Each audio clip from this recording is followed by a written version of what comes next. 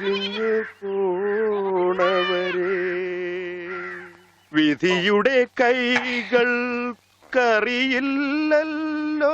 കറിയില്ലല്ലോന്നാ പാവത്തിന് കറിയില്ലെന്ന് അതിന് കരയാ എന്താ ചെയ്യ. ഒരു കണക്കിന് നമ്മൾ രണ്ടുപേരും തുല്യ ദുഃഖിതരാ. ഇങ്ങനെ പോയാ അമ്മൂന് എനിക്ക് നഷ്ടാവും. അമ്മൂനെ നിനക്ക് കിട്ടാത്തേല് എനിക്കെന്ത് ദുഃഖം. എനിക്ക് അമ്മൂനെ നഷ്ടാവുമ്പോ നിനക്ക് നഷ്ടാവുന്ന മാഷിന്റെ സ്വത്തുക്കളാ. അതിലെനിക്ക് ദുഃഖമുണ്ട്. പക്ഷെ അവന്റെ ഭ്രാന്ത് മാറണ്ടേ. ഈ ആയുർവേദത്തിലൊന്നും എനിക്ക് വലിയ വിശ്വാസമില്ല. അത് പറയാൻ പറ്റില്ല. ആ വൈദ്യരച്ചൻ ആള് ചില്ലറക്കാരനല്ല. അയാൾ തൊട്ടാ ചിലപ്പോ ശരിയായിന്നും വരും.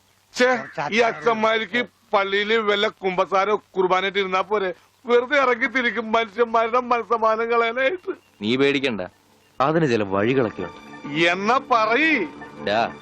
അവനെ ചികിത്സിച്ച് ഭേദാക്കിയ നിനക്ക് ചില്ലിക്കാശ് കിട്ടില്ല. അതെ, എല്ലാ സ്വത്തും ആ ദരിദ്രവാസിയുടെ പേരില്ല. ഏയ്, ആ സ്വത്ത് മുഴുവൻ നിനക്ക് കിട്ടും. അവനെ മുഴുവൻ ഭ്രാന്തനാക്കി സെല്ലിലിട്ട. അതിന് ഭ്രാന്ത് കൂട്ടാൻ നമുക്ക് എന്ത് ചെയ്യാൻ പറ്റും? പ്രാർത്ഥിക്കാനല്ലേ പറ്റൂ. ഞാൻ ദിവസവും ദൈവത്തോട് പ്രാർത്ഥിക്കാറുണ്ട്, ദൈവമേ അവന് നല്ല ഭ്രാന്ത് കൊടുക്കണേന്ന്. അവന്റെ ഭ്രാന്ത് കൂട്ടാൻ കഞ്ചാവ് കൊടുത്താ മതി. ഇത് കഞ്ചാവാണ്, സാക്ഷാൽ കഞ്ചാവ്. ഇത് വലിപ്പിച്ച അവന്റെ ഭ്രാന്ത് ഇരട്ടിയാകും. ആശുപത്രി കൊണ്ട് പൂട്ടിയിടുകയും ചെയ്യും. അത് തന്നാട്ടെ.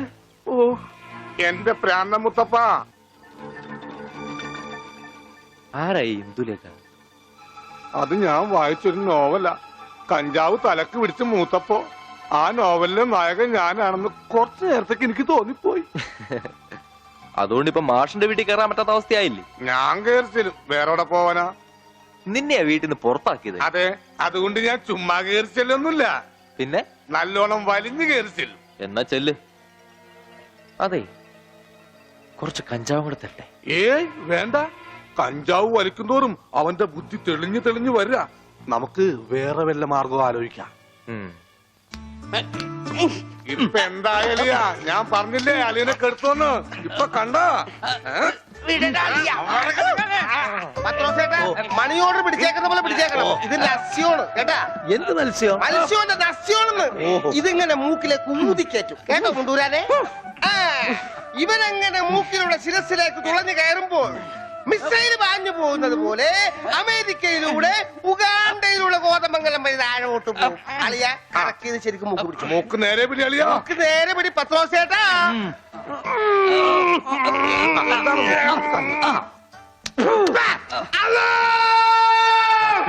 ബാങ്ക് കൊടുക്കുന്നത് പിന്നെ ശിരസി കയറിയ പള്ളി പണി അടിക്കാൻ പറ്റുവാണ്. അല്ലോ ഇരിക്കൂ, സമാധാനമായിരിക്കൂ. അതൊന്നും കേട്ട് പേടിക്കണ്ട, നസ്യം ചെയ്യുന്നതാണ്. സാധാരണ ഈ ഷോക്ക് ട്രീറ്റ്മെന്റ് കൊടുക്കുന്നതിന് പകരം ആയുർവേദത്തിലുള്ള ഒരു പ്രയോഗമാണ് നസ്യം.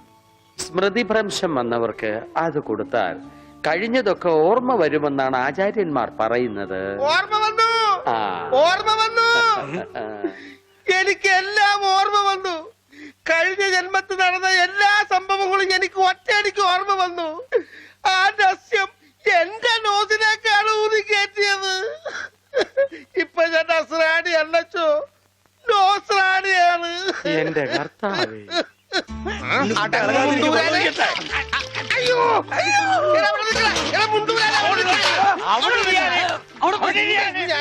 അവിടെ ഇരിക്കുക.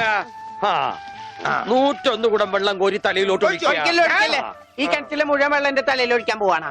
മിണ്ടരുത്. എന്നാ പിന്നെ ഞാൻ ഈ കിണറ്റിലിറങ്ങി കിടന്നാ പോരെ? ഈ കിണറിന്റെ ആഴം എത്രയാണെന്ന് അറിയാമോ നിനക്ക്? ഇല്ല, അച്ഛൻ പോയി നോക്കിട്ട് വാ. നോക്കിയിട്ട് വന്നാ കുളിക്കുമോ? കുളിക്കാം. നോക്കാം. ഏകദേശം നല്ല ആഴമുണ്ട്.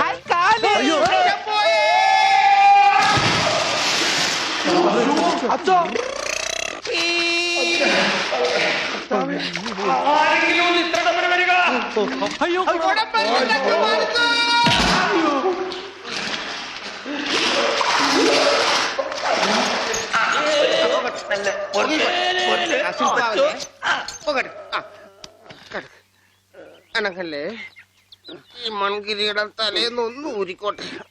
കുടത്തിന്റെ ബാക്കി അച്ഛൻ വിഴുങ്ങിയ. അച്ഛന്റെ വയറ്റിൽ ഇത്രക്ക് മത്സ്യസമ്പത്താ.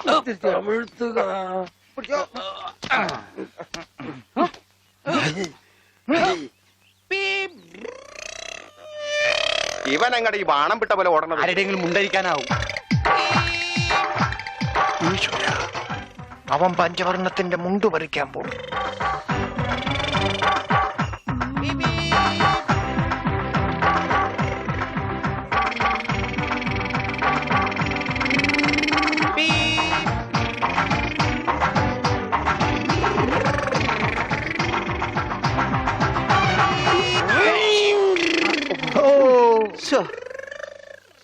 വെറുതെ കൊതിപ്പിച്ച്. അല്ലേലും ഇവനൊന്നും ആവശ്യത്തിന് ഉപകരിക്കില്ല.